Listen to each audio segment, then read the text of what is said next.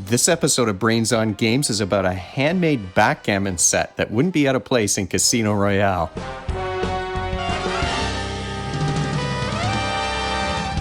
Welcome to Brains on Games. I'm Dr. Brian McDonald. In this episode, we are going to talk about a very high-end handmade version of a classic game that reminded me of the old James Bond, the Roger Moore James Bond movies that I used to watch when I was a kid. This is a game that comes from Maztermind, which is a Vietnamese company that makes these handmade, high-end versions of classic games. And I talked about their chessboard not too long ago from their new signature collection. They sent me their signature collection version of Backgammon, and what a beautiful game I'm about to show you today. This is the giant Maztermind box, so we're going to talk more about Backgammon in more detail. This big black box is typical of those Maztermind games. They've got the Maztermind logo. This is the first one, I think, where I received a sash around the outside of the box to tell me what game was inside. And of course, it's what's inside that's important in this game. Backgammon, of course, is a game for 2 players only, and kids age 7 or 8 and up can figure this one out. A single game takes only about 30 minutes, but often games are played in matches where you go back and forth until one player earns a certain number of points. Let's take a deeper look at Backgammon from Maztermind's signature collection. It was like Christmas in June. Anytime I get a package from Maztermind, it's like Christmas for me. I'm obsessively watching the tracking page update, and this is the box. This is a walnut and pine backgammon board. Now, I played backgammon years and years ago. My wife and I had a backgammon set, and if we weren't playing cribbage, we would play backgammon. She is not a board game lover. I would call her a board game hater, but backgammon, she would play. It was quick enough and strategic, but not too many rules to keep track of, so it was kind of a perfect game for us. Backgammon is kind of medium light in terms of its complexity. There's some strategy there, but it's not too complicated. And you win backgammon by bearing off or removing your stones from the board. This is the outside of the board. My old backgammon set was a small, it kind of had pleather around the outside, but it was really cardboard and plastic. This is walnut and pine. And it's got, the chess set didn't have this, but I'll try not to make too much noise as I lift this up. It's got a little plaque. I don't know if you can see that on the camera. It's got a little plaque to say Maztermind Signature Collection. So just an extra fancy touch on there. Let me open this up and show you what the board looks like. And there you have it. You've got a really solid board here made from walnut and leather. Now, I thought this was real leather. This is something called microfiber leather, which I've never heard of before. I looked it up, though, because it looks and feels like leather, but it is, in fact, a vegan leather, I guess you could say. Microfiber meaning that it's really made to have that texture of real leather. But what a beautiful board this is. Now, of course, you need pieces to play this game, including cups for dice. So in that big black box were included these cups. Now, I'd never played a backgammon game that had rectangular cups like this. They're covered by the microfiber leather on the outside too, but there is a reason why these cups are rectangular like this, and a reason why I have them fitted together. Check this out.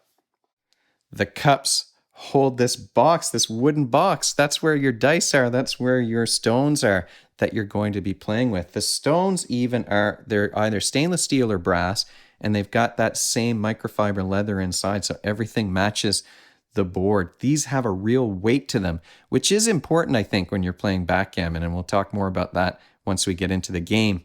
Let me set up these stones, and I'll fill you in a bit more on what this game is all about. And here we've got everything set up for a game of backgammon. Each player's got their own dice in this game, and they are dice that have rounded edges. There's not sharp corners in here. It's been so long since I played backgammon, I went to double check the rules to make sure I had everything set up properly so that I could make this video. So I reread the rules for backgammon. I did that online. There was no rule set in the box. There's so many places where you can get rules for backgammon. It's not those aren't hard to find, but there was not a rule set in the box that I received. And as I'm doing that research, they were talking, one of the websites had some information about the equipment you need for backgammon, and they were very clear that you want to have dice with slightly rounded corners. The other thing that you need to have when you're playing backgammon is that you need to have a large place on which to roll your dice.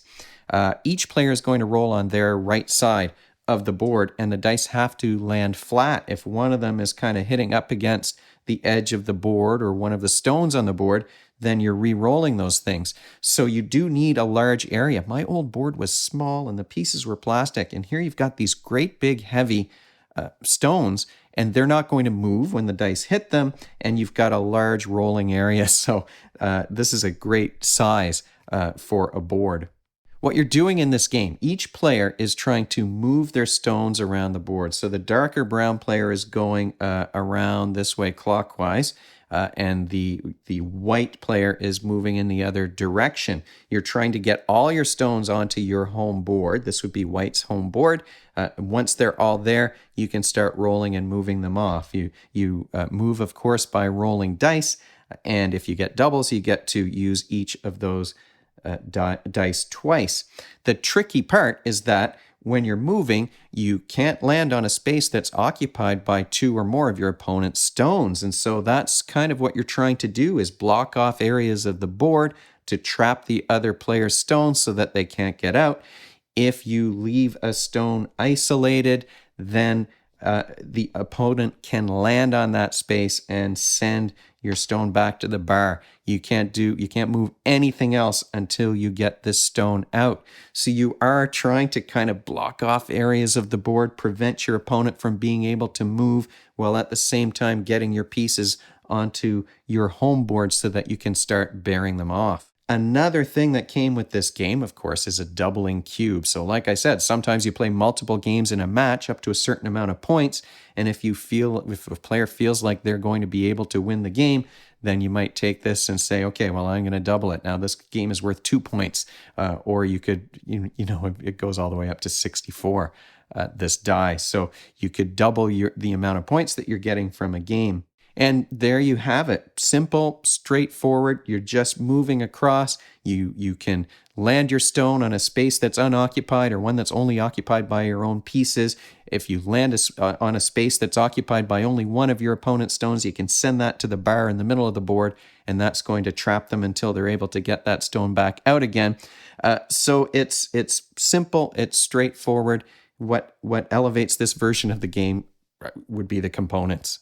What skills are you working on when you're playing a game of backgammon? Well, it is a spatial game. You're trying to kind of cover up the board, make sure you're not leaving your pieces isolated, and make sure you're covering up spaces to trap your opponent's stones so that they can't start bearing them off at the end. So there's a visual spatial component. And of course, whenever you're rolling dice, you're thinking about probability. You might sometimes have that one isolated piece and then think about, okay, well, how likely is it that my piece is going to get trapped by the other player? And I think I read that if you're 6 spaces away from your opponent's stones, you're most likely to get knocked out. So you do have to be careful and think about the probability of what's going to happen if you leave a stone isolated on the board. Final thoughts about this signature collection version of backgammon. Well, just like everything that I've ever shown on this channel from Maztermind, this is a beautiful handmade piece of work. And as I said at the beginning, it would not be out of place in a casino. It would not be, James Bond played on a game that was on a board that was almost exactly like this. This might be even fancier than the one that was in that movie from the 80s. So it is a really elevated experience when it comes, play and style, I think is the tagline for their signature collection. This is stylish, and there are multiple different colors. So if one board doesn't match with your home decor, there might be another color and they just sent this one to me, and it matches quite well with the decor here in my basement. You've got the large die rolling area.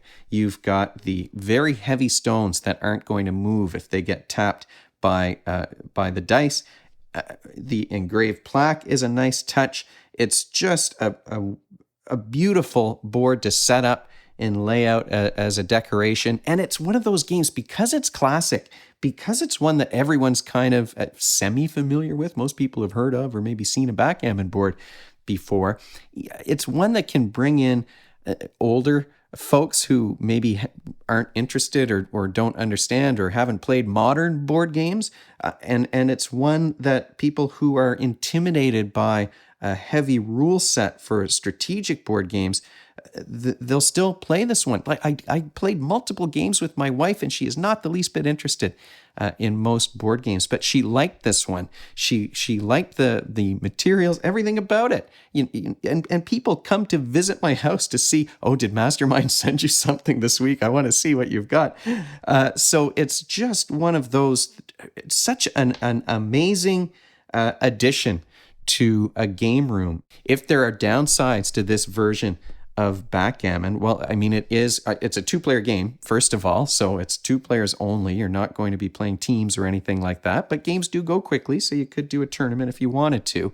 But it is a high-end premium board. It's got a high-end premium feel, and that's not inexpensive, of course. Now, I've seen other fancy boards that are more expensive even than this one when I was doing my research for this episode.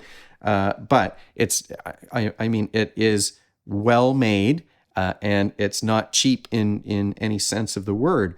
But like I said, such a beautiful addition. Another situation where Maztermind has just created a work of art, I think. And I love taking this thing out. I love when people come over to see, okay, what's the new addition to the game table? Do you have anything new from Maztermind? I just love it. And when I said it's like Christmas when I get a shipment from them, I'm being 100% honest. This is a beautiful board, and I know exactly where it's going to stay. It's a decoration. It's not just a game. It is a piece of decor. Everything about it, well thought out, well made, even down to the box that you put all of your stones in when you're not using them. Thank you so much to Maztermind for sending this game my way. I will put information about where to find this game in the show notes below the video, but if you have any questions or comments, you can leave them in the comment section below this video, or you can email me at brian@brainsongames.ca. brainsongames.ca is the website. That's where future episodes will go, and the previous ones are up there already. Brains on Games is the Twitter handle and the Facebook page and the Instagram feed, so we're all over the place. And if you enjoyed this video and you want to be notified of future ones, you can head on over to YouTube and click that subscribe button. Thanks for joining me, and hopefully I'll see you next time.